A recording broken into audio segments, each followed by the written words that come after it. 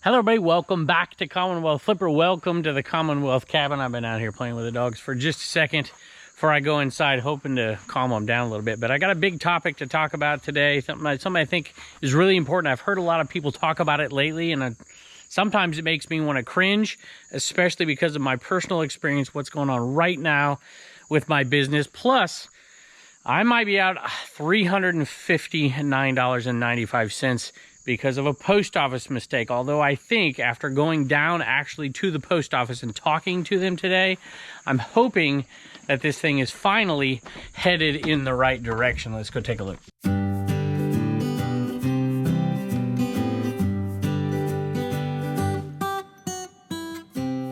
After playing with the dogs today, I think it has only inspired them to come on in and see if they can bake some treats. You're supposed to get tired out there. I need Turner to get you all tired. All right, I'll get you a treat. Look, you want a treat so bad you're already sitting. So first, before I start pulling some orders here, let me tell you a couple things. First, the topics today are going to be that post office thing, and we are going to talk about sell-through rate. I've heard some folks say lately that it's not the end-all and be-all, and I actually agree with that. It's not the end-all and be-all. But I want to talk about it in terms of what's going on with me right now. And while it might not be that important for you right now, if your business starts to change a little bit, it could become a big deal. And I think that's what's going on with me. I'm not a huge proponent of saying only buy high sell-through rate items no matter what. I think there are some variables that really change the game for different people, and I'll talk about those and what's going on with me, because I am starting to get close to capacity. I've got some plans to fix it, and some of that is already working. I also, if you watch this channel enough, I usually do 3 videos a week. Well, I thought for sure I would do 3 videos this week, and the sales were great. And I'm like, holy moly, I'm going to do another video here, which was good because a week or so from now, I'm going to be gone for like 2 days. And I'm like, well, maybe I can not do a video that week, and maybe we'll just squeeze one in right here. And so I was like, all right, we'll do a video today. And you won't see it for a couple days. Well, you're seeing it now. But, well, I don't know when this is coming out because I did 4 videos. I'm confused. Sometimes we're a day later. Sometimes we're 2 days later. Sometimes we're 3 days. It just depends on what day of the week it is.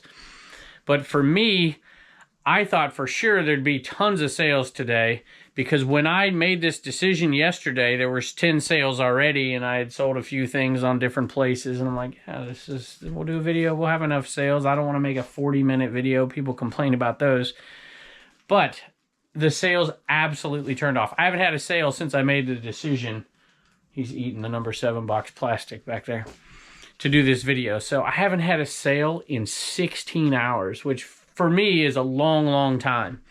But that means we only have 10 eBay orders to pull today, which is perfectly fine because I got dinner with my wife in a little bit. I'll just tell her there's not as many sales. We'll have to share a dinner. That's not going to work. That was a joke, by the way. My wife likes to eat a little bit.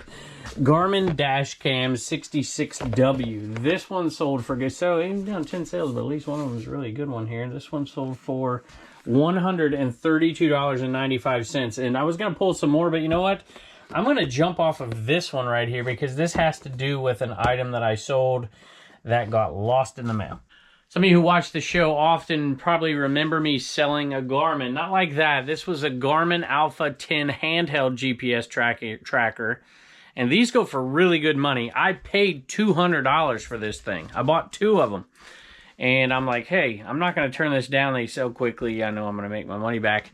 And then I got that dreaded message. And I'm like, oh no, why did somebody send me a message about this 2 weeks after the fact? And they said, hey, this thing's all over the place. It's not showing up. I want a refund. If you've been watching the show a long time, you know I rarely insure something. It's got to be pretty high priced. And I did not insure this. I know some of you think I'm crazy, but you know, when you sell 6,000, 8,000 things a year or whatever it is, you know, all over different platforms, you start to insure everything or anything over a certain amount, and you end up losing money. That's how insurance makes money, right? But that's neither here nor there. Check this out.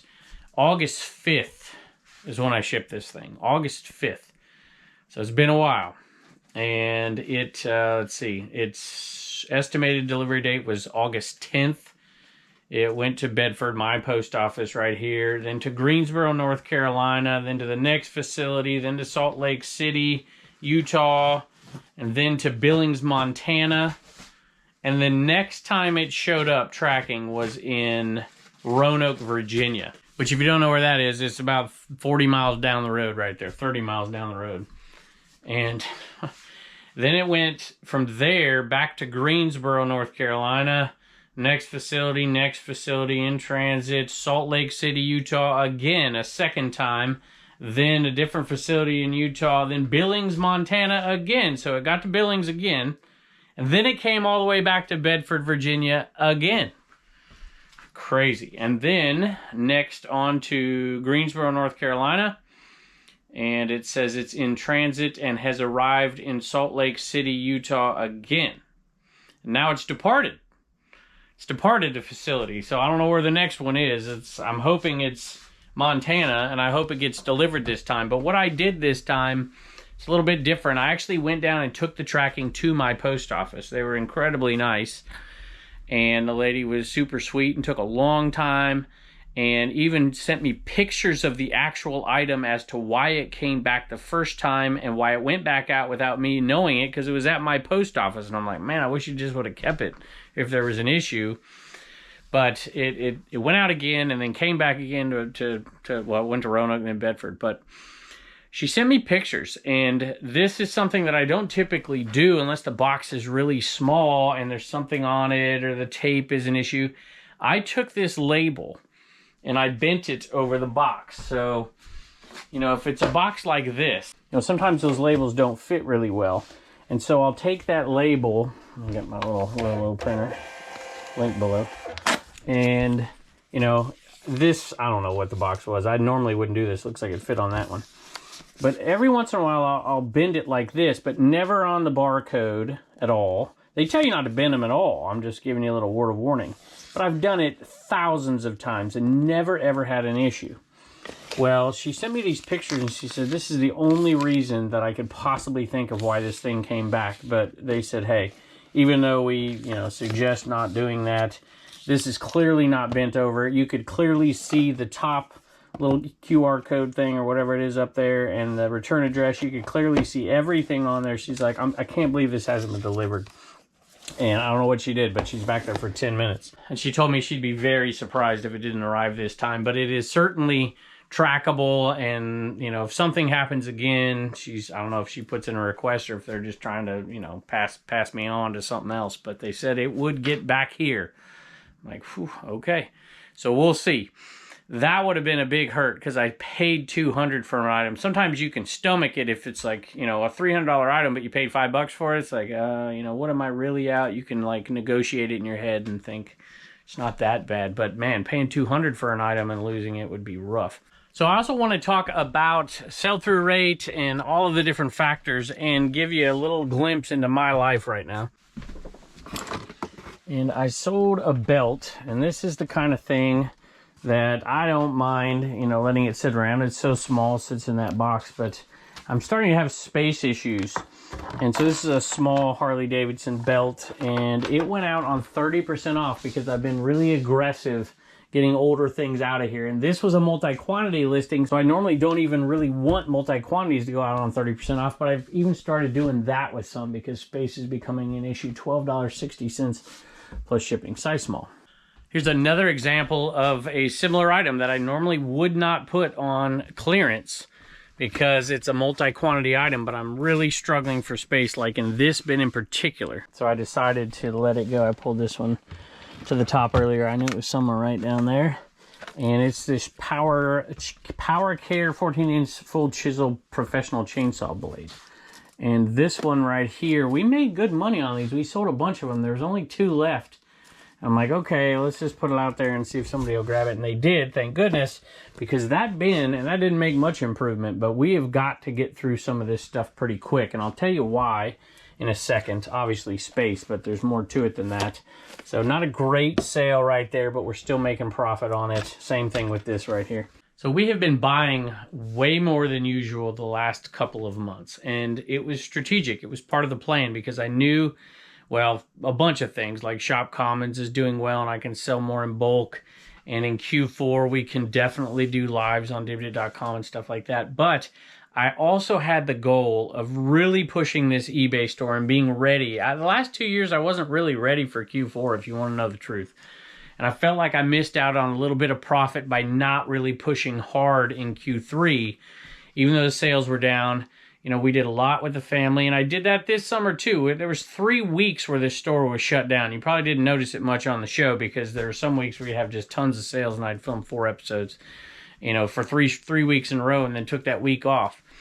And so we didn't sell as much this summer as we typically do for multiple reasons. One, it was a bit of a slow summer for us, to be honest with you, as far as sales. It was okay at times, and it was good at times. It was bad at times.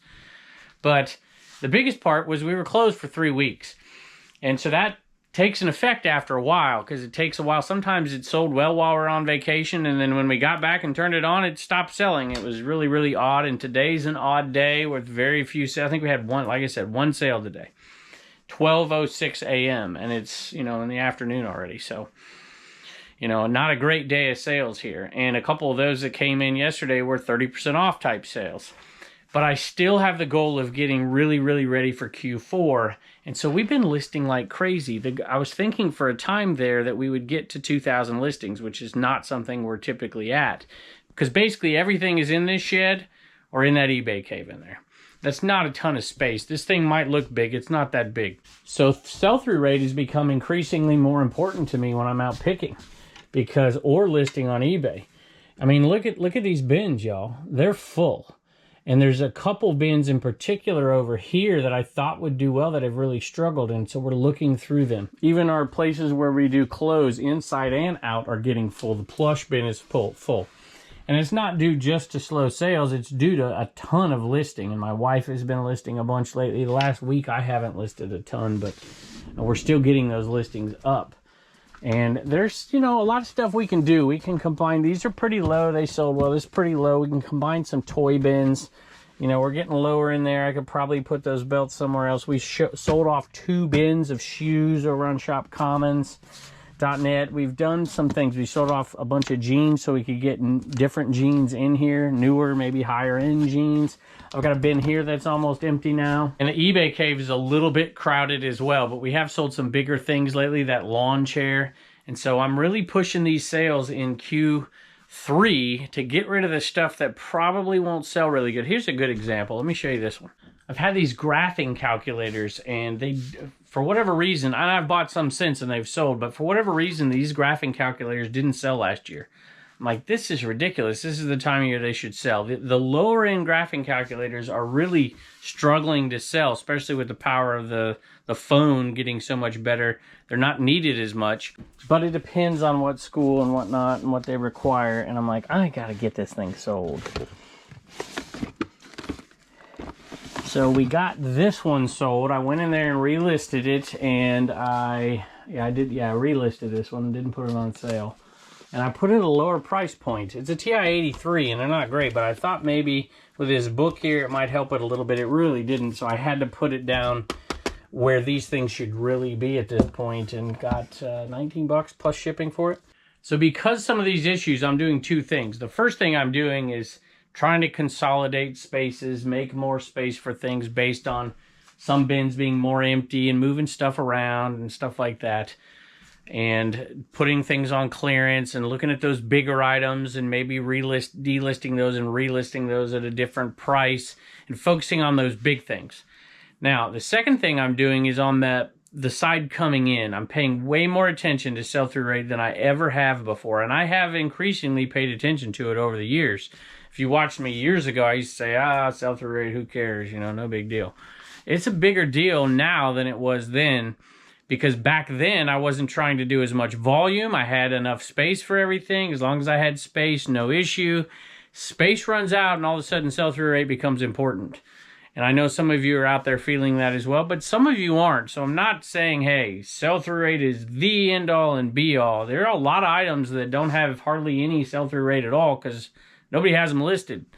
That doesn't mean you shouldn't pick them up if the price point is right, if the ASP is right, and you got one of the few ones out there, shoot, pick it up, right? What's the worst that's going to happen if you didn't pay too much money for it? And a lot of people, you know, what is the worst that's going to happen? If you have the space and you don't care about tying up capital, then buy all the slow sell-through rate stuff you want. Now, there may be a negative effect on your store as a whole that you may not want, but I like selling some low sell-through rate items if they make sense. But I've had to be much more careful lately than I've ever had to be before on the listing part. There's a lot of things I'm like, yeah, no, I don't think I want to list it, or I want to list it differently because I want this thing to sell. Either you go under that market and make sure yours is the next one to sell, or you group things up in lots and sell them. Or I've started to use the space in that cabin, because there's a lot more space out there, before we list something, to create lots and have individual places to put things, which is a huge, huge blessing to have that shed out there. So it's something that I'm looking at much more carefully. I'll pick up an item a lot of times before it's pictured, because once it's pictured, it's like, I'll just list it. And so before any of that goes on, I'll check that thing more than I ever have before. So tell me, what is your opinion of sell-through rate? Do you get tired of people talking about it? Like, I'll do it the way I want to do it. But listen, even if you don't care about it now, I didn't care about it very much 3 years ago, but now I'm starting to care more and more about it. So keep that in mind, because you might end up having to do back-end work or even delisting some things, which we've done lately as well. We were right at the edge of 2000, and then I delisted a bunch of stuff to sell on Shop Commons because of space. Also had an unusual amount of first-time buyers, which is a great thing. We all love to hear that. Well, some of us don't, but we should. This is a Furby, an old tiger Furby. This is an actual pretty good model right here, the pink one with the yellow hair, and it's working. And that makes a big difference. $54.95 plus shipping. If you don't know how to get these things restarted sometimes, there's some great YouTube videos out there, and you can get things working that weren't working. But that's a nice sale to a first-time buyer. $54.95 plus shipping. So from a first-time buyer, and like I said, we've had a few of those lately, and some of them came over from Facebook. This person is just a first-time eBay buyer. I don't think they have anything to do with the show. But from that to a viewer sale. So Wayne bought two things, and they were both super old, and they're plush, and I'm super glad they're gone. And he got good deals on them because of the plush situation, which I want to talk about in a second. Not plush, but just in general. And I pulled them out earlier to put on the front so that I wouldn't have to dig too much. So that's one of them. Thomas, the tank engine bear, I guess. And this little bunny rabbit. You know I love selling old vintage bunny rabbits. And so we got a good deal on these because they were 30% off, $7 plus shipping, $11.16 plus shipping. So Wayne, I appreciate it. I hope it wasn't me complaining about my plush thing that made you do that, but I appreciate it either way, because, you know, one of the things, and I think this is a mistake for a lot of resellers, not for everybody, but the natural instinct for some people is when you run out of space is to find more space.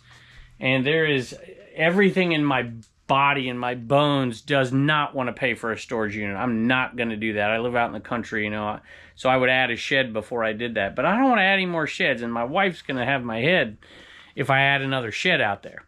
So I like the idea of my storage the way it is. I know it doesn't have the SKUs, and I'm not going to argue all those points with y'all, and you're probably right. But for me, it tells me when to stop buying something and do the work that has to be done.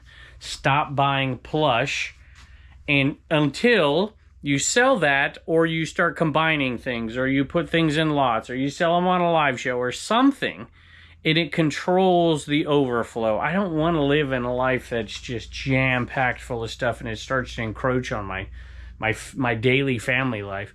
See what I mean by the eBay cave getting full as well, and some of these giant plush in here because they wouldn't even fit in there. And I'm trying to find a reindeer. There's Anna Lee, but I'm trying to find an Anna Lee reindeer, and I'm not seeing it right here. I thought I put it in here. Some of you are probably, I went out to the shed. I'm like, it's not in here. Some of you probably yelled at me. Now I remember I put it here because the legs, I didn't want them to get all messed up in there. So I found it.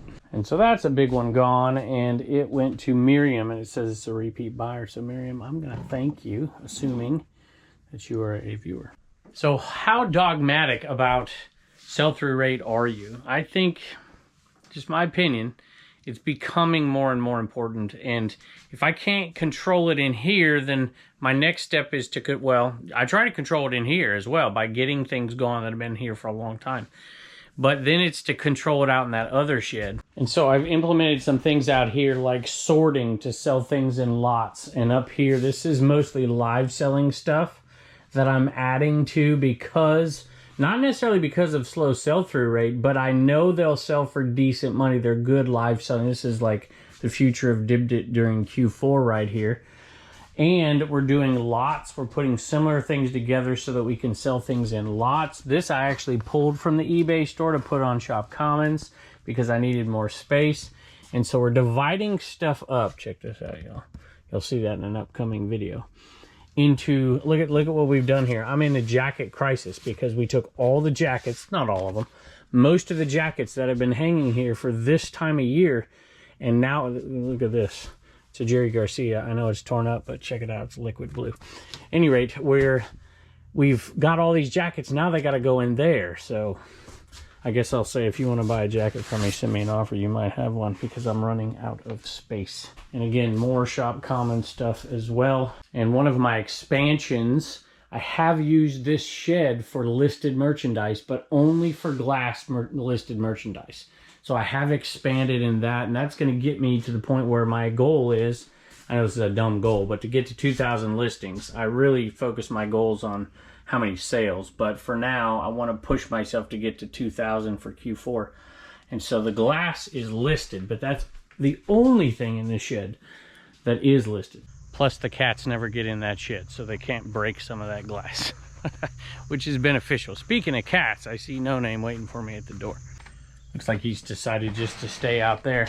Ironically, I've had 2 sales since I started this video, but I'm not going to put them on this video. We'll put them on a next one.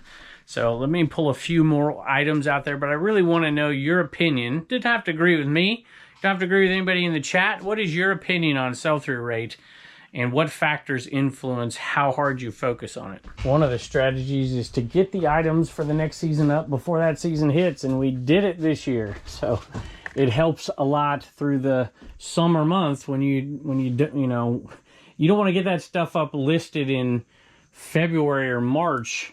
That's not going to sell to the next year. So we did a good job this year, and we're continuing to do a good job with that. Here's a little Quicksilver thermal shirt that should sell for the fall.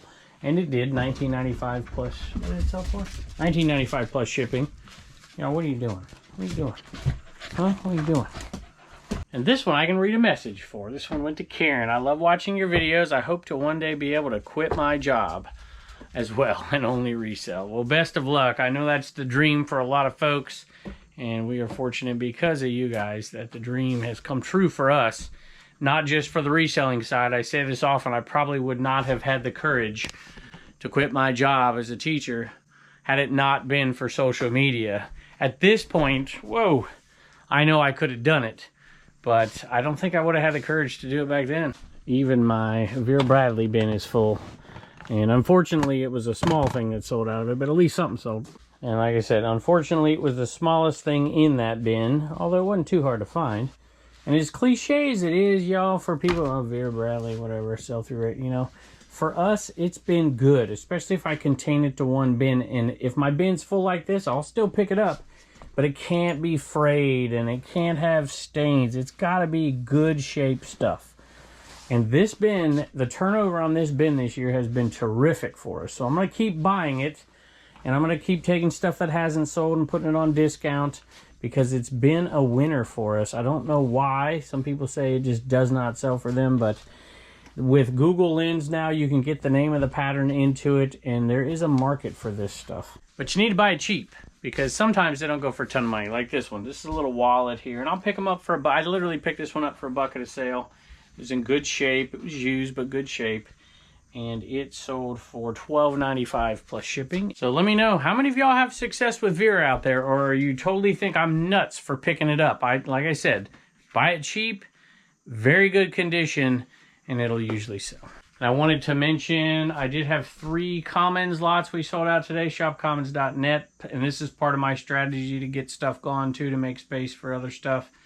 A Playmobil lot sold. I just didn't want to go through it and piece it out and figure out exactly if everything was there. I just sold it off to a Playmobil person. I hope $20 plus shipping. And a record lot today, bunch of rock records, 20 of them in varying conditions, some very bad, some not so bad. Should be some value for somebody to resell. But I made my money out of that a long time ago, $36 plus shipping. And an anime lot, which I know little to nothing about and could have listed them separately. There's a bunch of them and made some okay money on them, but I'm out of book space. So I'm actually, no, yeah, I'm out of book space. I'm like, maybe I shouldn't have done that. I saw space, but that's not space. It's just a book that made it look like space. And that sold for $26 plus shipping. And it wouldn't be a flipper video unless I forgot something. So I had to dig through all these jeans to find it, but we got a pair of jeans. I know I am. I'm sorry. $25. 60. You can use the tape. $60. $25.60 plus shipping. Do you love that 3-inch tape? It's awesome. I like tape. Yep. Tape's great. What? Go check out American Bubble Boy.